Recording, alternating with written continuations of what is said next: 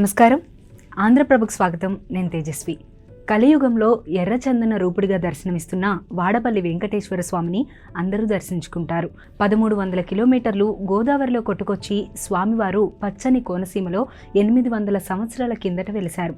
వాడపల్లి వెంకటేశ్వర స్వామి ఆలయాన్ని చిన్న తిరుపతిగా భావిస్తారు.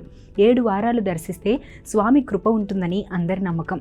ఇతర దేశాల నుంచి విమానాల్లో సైతం 7 వారాలు వచ్చి స్వామిని దర్శించడం ద్వారా స్వామి అనుగ్రహం పొందుతారు.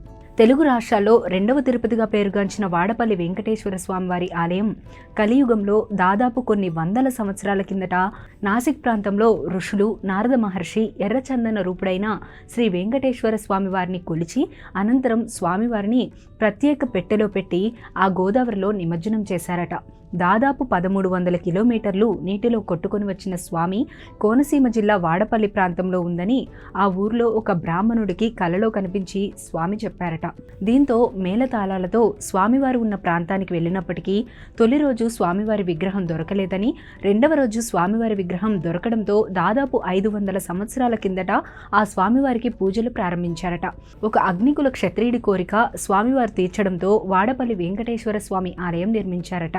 నాటి నుంచి 7 వారాల వెంకటేశ్వర స్వామిగా వాడపల్లి వెంకటేశ్వర స్వామి వారి కొలువు తీరారని, కోరికలు తీర్చే కొంగు బంగారంగా దినదిన అభివృద్ధి స్వామివారి ఆలయం చెందుతోంది.